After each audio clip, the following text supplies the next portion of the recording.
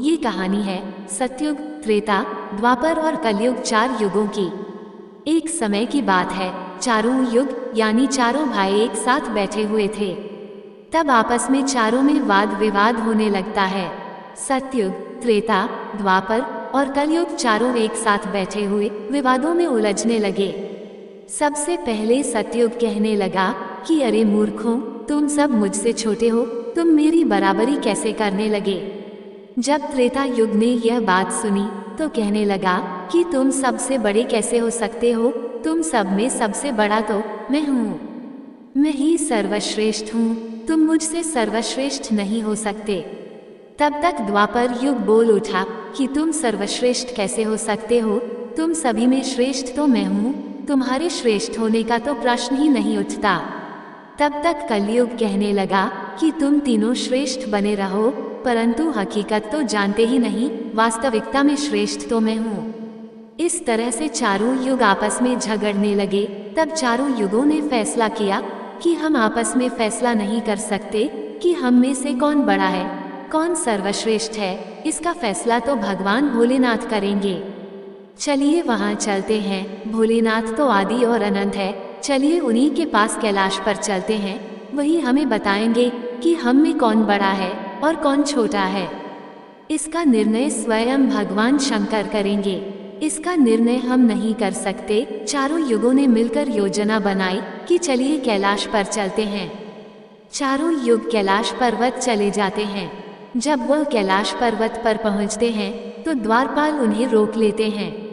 द्वारपाल कहते हैं कि तुम चारों कौन हो और कहाँ जा रहे हो। तो चारों युग कहने लगे, हे द्वारपाल, हम भगवान शिव से मिलना चाहते हैं, उन्हें हमारी आने की सूचना दीजिए। स्वयं नंदीश्वर महाराज भगवान शिव के पास आए और भगवान शिव से कहने लगे, हे प्रभु, हे कैलाशपति, आपसे चारों युग मिलना चाहते हैं। भगवान शिव कहते हैं कि उन्हें सम्मान सहित हमारे समक्ष ले आओ। भगवान नंदीश्वर चारों युगों को लेकर भगवान शिव के पास पहुंच जाते हैं। भगवान शिव ने चारों को सम्मान सहित अपने दरबार में बैठाया। चारों लोग भगवान शिव को प्रणाम करते हैं। तब भगवान शिव ने चारों युगों से कहा कि आप सभी का हमारे दरबार में हमारे कैलाश पर स्वागत है। कहो, तुम्हारे आने का क्या कारण है? तुम तो स्वयं ही कालचक्र हो, तुम तो स्वयं ही समय हो, फिर ऐसा क्या कारण है कि तुम्हें हमारे पास आना पड़ा? चारों युग कहते हैं कि हे सृष्टि के रचयिता, हे भगवान शिव, हम चारों में विवाद खड़ा हो गया है और हम उस विवाद का समाधान नहीं कर पाए, इसीलिए हम आपके पास आए हैं। अब हम आपसे निवेदन करते हैं और गुहार करते हैं कि हे भगवान, आप ही हमारा फैसला करें, आप हमारा न्याय करें और हमें बताएं कि हम चारों में सबसे बड़ा कौन है, हम चारों में सर्वश्रेष्ठ कौन है। भगवान शिव कहते हैं कि इसका फैसला तो तब होगा जब आप चारों अपना अपना फैसला सुनाएंगे। तब भगवान शिव सतयुग से कहते हैं कि हे सतयुग, तुम बताओ, तुम कैसे बड़े हो? तुम अपने आप को सर्वश्रेष्ठ बताने की कोशिश कर रहे हो, लेकिन वह कैसे, यह मुझे बताओ। तब भगवान शिव से सतयुग कहता है कि देखिए प्रभु, मेरी आयु सबसे ज्यादा है, मैं 17 लाख वर्ष का हूँ और अन्य युग हमसे तो बहुत छोटे हैं, इसीलिए मैं इन सभी से लंबी आयु का हूँ। तब तक कलयुग बोल उठा और कहने लगा कि हे प्रभु, मैंने तो यही सुना है कि व्यक्ति कभी आयु से बड़ा नहीं होता, व्यक्ति तो गुणों से बड़ा होता है। भगवान शिव ने कलयुग की दलील को माना और सतयुग से कहा कि सतयुग, तुम इस तरह तो बड़े नहीं हो सकते। सतयुग कहने लगा कि हे प्रभु, मेरे युग में जो व्यक्ति हुए वो बड़े ही बलवान हुए, बड़े ही पराक्रमी हुए, वे पृथ्वी को उठा ले जाए, ऐसे पराक्रमी और बलवान थे। और मेरे राज्य में भगवान श्री हरि विष्णु ने कई अवतार लिए। प्रभु नरसिंह अवतार मेरे ही काल में हुआ, वराह अवतार मेरे ही काल में हुआ, मत्स्य अवतार मेरे ही शासन काल में हुआ। तब तक त्रेता युग बोल उठा, नहीं प्रभु, श्री हरि विष्णु के अवतार होने से सतयुग बड़े नहीं हो सकते हैं। प्रभु अवतार तो मर्यादा पुरुषोत्तम श्री राम का मेरे काल में भी हुआ था, जिन्होंने संसार को मर्यादा का पाठ सिखाया। और अगर बलवान की बात करते हो तो कुंभकर्ण जैसे योद्धा, राम, रावण जैसे योद्धा मेरे शासनकाल में भी हुए हैं। प्रभु, इस तरह से सतयुग बड़ा नहीं हो सकता, तो फिर इन सब में बड़ा तो मैं हूँ। जब ये बात द्वापर युग ने सुनी तो द्वापर युग ने कहा, हे प्रभु, दोनों बड़े बन रहे हैं, परंतु ये दोनों बड़े कैसे हो सकते हैं? देखिए प्रभु, आप जानते हैं कि जब मेरा शासन काल आया तो मेरे काल में तो भगवान श्री कृष्ण जैसे अवतार पैदा हुए, जो कि 16 कलाओं से संपूर्ण परब्रह्म परमेश्वर थे, जिन्होंने विराट रूप दिखाया। वैसा विराट रूप तो साक्षात भगवान विष्णु भी नहीं दिखा सकते हैं। अगर योद्धाओं की बात करते हैं तो मेरे शासनकाल में बड़े बड़े योद्धा कर्ण, एकलव्य, गुरु द्रोण, जरासंध, भीष्म पितामह और अर्जुन, भीम, युधिष्ठिर, नकुल, सहदेव मेरे ही शासनकाल में हुए थे। प्रभु, बलराम स्वयं मेरे ही शासनकाल में हुए थे। तो बताइए प्रभु कि मेरे शासनकाल में कौन सा योद्धा इनके योद्धाओं से कम था? हे प्रभु, इन सब में तो मैं बड़ा हूँ। तब तक कलयुग बोल उठा। कलयुग कहता है कि हे प्रभु, मैं उनकी बातें मान लेता हूँ। उनके शासन काल में जो भी योद्धा हुए, जो भी अवतार हुए, उनमें कई कमजोरियां पाई गई थी, और जिनके शासनकाल में कमजोरी वाले मनुष्य हो, वह सर्वश्रेष्ठ कैसे हो सकता है? कलयुग कहने लगा कि नहीं भगवान, मेरा शासनकाल सबसे अच्छा है। मेरे युग में व्यक्ति के भोग विलास के लिए कई सुविधाएं हैं। अच्छे अच्छे और नई नई तकनीक से परिपूर्ण मेरा युग, मेरा शासनकाल सभी में सर्वश्रेष्ठ है। जब भगवान शिव ने चारों युग, सतयुग, त्रेता, द्वापर और कलयुग की वाणी सुनी, चारों के उत्तर सुने, चारों की बहस सुनी, तो भगवान शिव अपने मन में विचार करने लगे और सोचने लगे कि इनका फैसला कैसे किया जाए। पास में ही माता पार्वती बैठी थी। माता पार्वती कहती है कि हे प्रभु, अगर आप ही इनका फैसला नहीं कर पाए तो फिर इनका फैसला कौन करेगा? फिर तो चारों भाई आपस में ही मर जाएंगे। हे महादेव, इसलिए आप ही इनका फैसला कीजिए। सभी देवता मिलकर भगवान शिव से कहने लगे कि हे भोलेनाथ, आप ही इनका फैसला करें, नहीं तो चारों युग अगर आपस में लड़ने लगे तो फिर क्या होगा? सृष्टि का कालचक्र रुक जाएगा, समय का प्रवाह रुक जाएगा। भोलेनाथ, आप ही कुछ कीजिए। भगवान शिव कहते हैं कि ठीक है, मैं समस्त गणों की बात मानता हूँ, मैं इन चारों युगों का फैसला करूँगा। भगवान शिव ने चारों लोगों से कहा कि चलो ठीक है, मैं तुम चारों की परीक्षा लूंगा, और जो परीक्षा में सफल हुआ वही सबसे बड़ा होगा। सतयुग बोल उठा कि हे भगवान, आप जो चाहे वो परीक्षा ले लीजिए, लेकिन सबसे बड़ा तो मैं ही रहूंगा। कलयुग कहता है, हे प्रभु, हम भी परीक्षा देने के लिए तैयार है, आप तो बस परीक्षा लीजिए। चारों युग परीक्षा देने के लिए तैयार हो जाते हैं। भगवान शिव ने 100 टन वजन का एक लोहे का परसा लिया और कैलाश पर्वत के नीचे एक तलहटी में रख दिया, और उस परसा के पास में ही एक चावल का ढेर लगा दिया। भगवान शिव ने चारों युगों को बुलाया और कहा कि तुम चारों की परीक्षा अभी हो जाएगी। भगवान शिव सतयुग से कहते हैं कि सतयुग, मेरे 500 गण यहाँ बैठे हैं और इस परसा में रखे हुए चावल को बनाना है, तो इन चावलों को तुम्हारे युग का व्यक्ति ही बनाएगा, और मेरे यहाँ जितने गण हैं वह सब भोजन करेंगे। भगवान शिव कहते हैं कि ये सतयुग, तुम तुम्हारे युग का व्यक्ति बुलाओ और उसे भोजन बनाने के लिए भेज दो। हम सभी लोग यहाँ खड़े होकर देख रहे हैं। जब भगवान शिव की बात सतयुग ने सुनी तो एक बहुत बड़ा बलवान योद्धा सतयुग ने बुलाया और कहा कि जाओ, इस परसा में चावल बनाकर के भगवान शिव के इन सभी गणों को भोजन कराओ। अपने महाराज का आदेश सुनकर के सतयुग का आदमी चलता है और वहां जाकर के देखता है कि उस परसे का भार 100 टन से ऊपर है। हजारों मन से ऊपर का परसा है, पर वह तो सतयुग के युग का व्यक्ति था। वह बड़ा ही बलवान था। उसने एक बहुत बड़ी भट्टी खोदी। भट्टी खोदने के बाद पेड़ों को तोड़ कर के लाया और उसने अग्नि जलाई। अग्नि जलाने के बाद परसे को एक हाथ से उठाया और उठा कर के भट्टी पर रख दिया, और चावल उठाया और परसा में डाल दिया, पानी डाल दिया और चावल बना दिया। जब बहुत विशाल परसा में चावल बन गए तो उस व्यक्ति ने, जो सतयुग का था, समस्त गणों को बैठाया, पत्तल दिया और चावलों से भोजन करा दिया। अपना कार्य पूरा करके वह अपने मालिक सतयुग के पास आया और कहने लगा कि हे प्रभु, मैं जा रहा हूँ, अब मेरा काम हो गया है। भगवान, विष्णु और अन्य लोग ये सब देख रहे थे।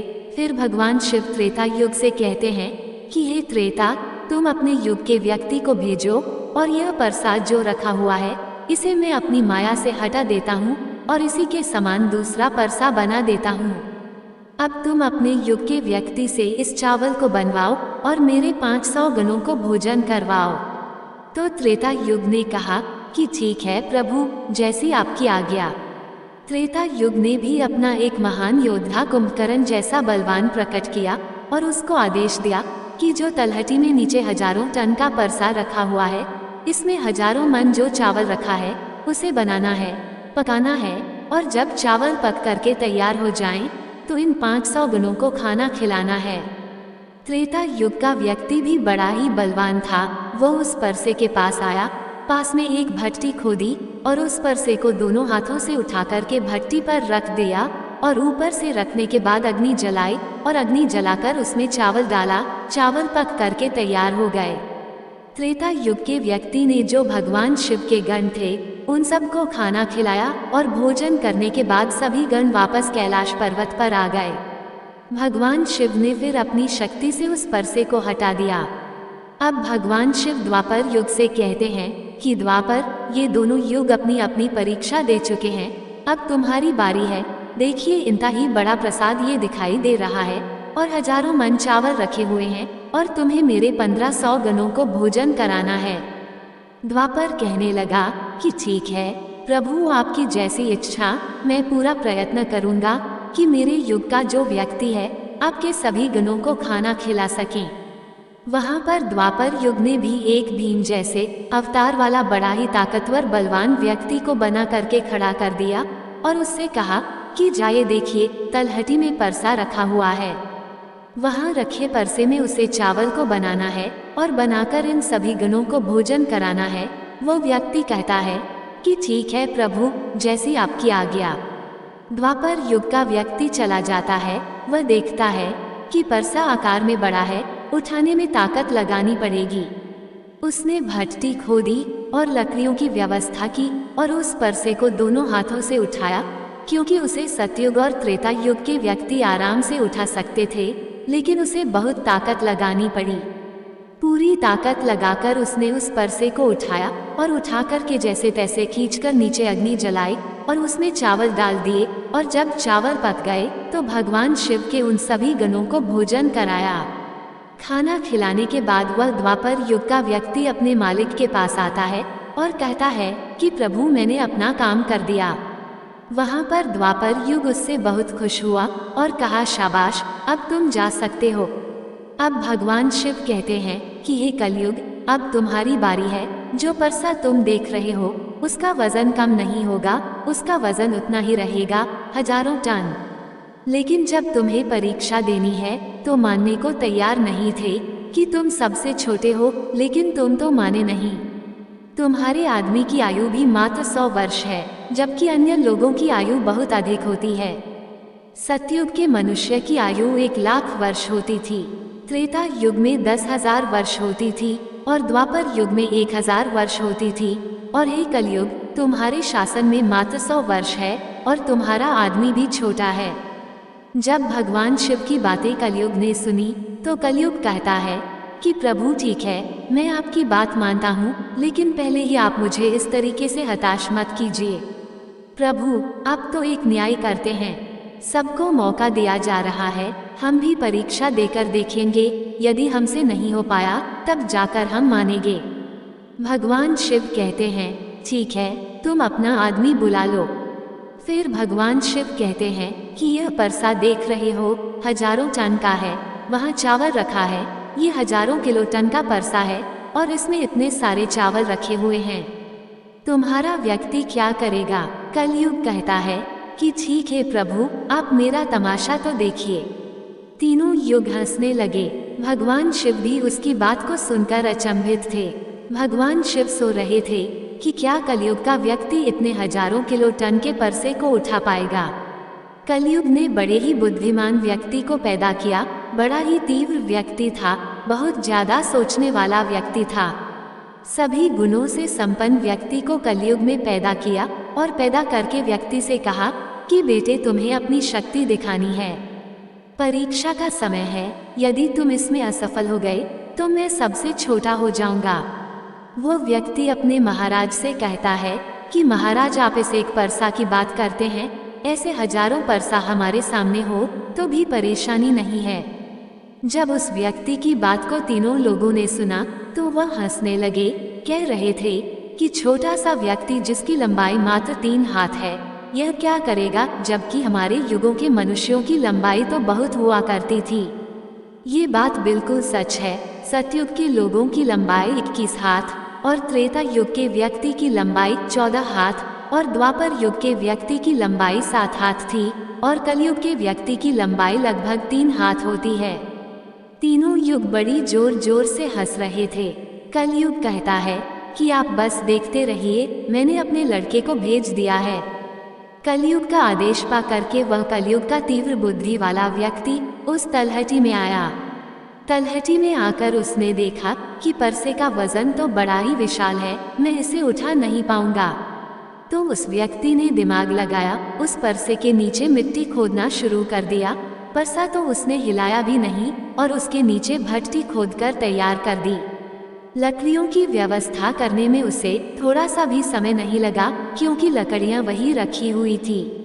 उसने उन लकड़ियों को उठा लिया और उस भट्टी में आग जला दी। परसे में चावल डाला, पानी डाला और बस कुछ ही समय में चावल पक करके तैयार हो गए। वह कलयुग का व्यक्ति कितना दिमाग वाला था, उसने कुछ भी नहीं किया, परसे के नीचे भट्टी खोदी और उसमें आग जला दी, चावल को डाल दिया और चावल में पानी डाला और चावल पक भी गया। जब चावल पक गए तो भगवान शिव के गणों को एक कतार में बैठा दिया। उन गणों से कहा कि आप मेरा साथ दें और आप इस चावल को आपस में परोस दीजिए। भगवान शिव के 4 विशाल गढ़ चलते हैं और उन चावलों को भर भर के सभी गणों को परोस दिया। तब कलयुग कहता है कि अब आप सब भोजन कर सकते हैं।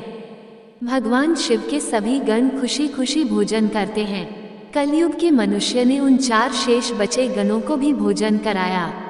भोजन करने के बाद उस परसे को साफ किया और परसा वहीं छोड़ दिया और उसका काम पूरा हो गया। वो अपने महाराज कलयुग के पास आया और आकर के कलयुग से कहा कि हे प्रभु, मैंने आपका काम कर दिया है। कलयुग बहुत खुश था, कहने लगा, शाबाश, आपने मेरी लाज रख ली, आपने मेरी परीक्षा पास कर ली। भगवान शिव और तीनों युग देखकर अचंभित रह गए। कलयुग कहने लगा कि हे भगवान शिव, अब आप निर्णय कीजिए कि हम में से बड़ा कौन है। भगवान शिव मन में विचार करने लगे और सोच करके जवाब दिया। भगवान शिव कहते हैं कि मैंने तुम चारों की परीक्षा देखी। जब सतयुग का व्यक्ति आया तो उसने अपनी ताकत लगाई और ताकत लगाकर परसे को उठा करके अग्नि पर रख दिया और स्वयं ही मेरे सभी गणों को चावल परोसा। जब त्रेता युग की बारी आई तो उस व्यक्ति ने भी बिल्कुल ऐसा ही किया। परसे को उठाया, भट्टी पर रखा, उसमें चावल डाला, पानी डाला और उसे पकाया और सबको खिलाया। और इसी तरीके से द्वापर युग के व्यक्ति ने भी किया। परंतु आपने देखा कि मात्र 3 हाथ का व्यक्ति, इसकी बुद्धि देखिए, कितना विशाल परसा था, शायद उसे हिला भी नहीं सकता था। उसने उस परसे में चावल बना लिया। मेरे इतने गण थे कि अगर वो बाल्टी से परोसता तो वह शायद परेशान हो जाता। तो देखिए, उसने उनमें से ही 4 गण अपनी सहायता के लिए बुलाए और चारों गणों से भोजन परोसा और स्वयं बैठा रहा। ये तो बड़ा बुद्धिमान व्यक्ति हुआ, ये तो बड़ा ही बुद्धिमान युग हुआ। भगवान शिव कहते हैं कि कलयुग ही बुद्धिमान व्यक्तियों का युग होगा। इसमें मशीनों का आविष्कार होगा, बड़े बड़े दिमागधारी होंगे। भगवान शिव कहते हैं कि तुम सब युग जैसा शासन करते आए हो, ठीक है, तुम्हारे युगों में मनुष्य धार्मिक हो, लेकिन तुम्हारे युग के व्यक्तियों में बुद्धि का अभाव था। उन्होंने कभी अपनी बुद्धि का उपयोग नहीं किया। नहीं तो कुंभकर्ण, रावण इनके जैसे महान योद्धा, जिनको मारने के लिए स्वयं भगवान अवतार लेकर आए, और वो इतना मूर्ख थे, यह नहीं जान सके कि ये भगवान है, ये सृष्टि के रचनाकार हैं, और उनसे युद्ध किया और सभी के सभी मारे गए। कलयुग के व्यक्ति को देखो आप, वो कितना बुद्धिमान है। और आगे आने वाले युगों में कलयुग के राज में वैसे ही बुद्धिमान व्यक्ति देखने को मिलेंगे। तो भगवान शिव ने फैसला किया कि तुम चारों में सबसे बड़ा कलयुग होगा। कलयुग मशीनों का युग होगा। कली का नाम है मशीन और युग माने समय। कलयुग मशीनों का समय होगा। इस समय बड़ी बड़ी मशीनों का आविष्कार होगा जो कि सतयुग, त्रेता युग और द्वापर युग में नहीं हो पाएगा। भगवान शिव की बातें सुनकर वह चारों युग भगवान शिव की बात मान लेते हैं और चारों युग अपने अपने धर्मों को और अपने अपने राज्यों को लौट जाते हैं। इस प्रकार भगवान शिव ने चारों युगों का फैसला किया। जय श्री कृष्ण। दोस्तों, आपको ये जानकारी कैसी लगी कृपया कमेंट करके जरूर बताएं। वीडियो पसंद आया हो तो अपने दोस्तों के साथ शेयर करें और कमेंट बॉक्स में हर हर महादेव जरूर लिखें। लाइक करें और ऐसी ही और भी बहुत सारी कहानियों को सुनने के लिए चैनल को सब्सक्राइब जरूर करें। धन्यवाद।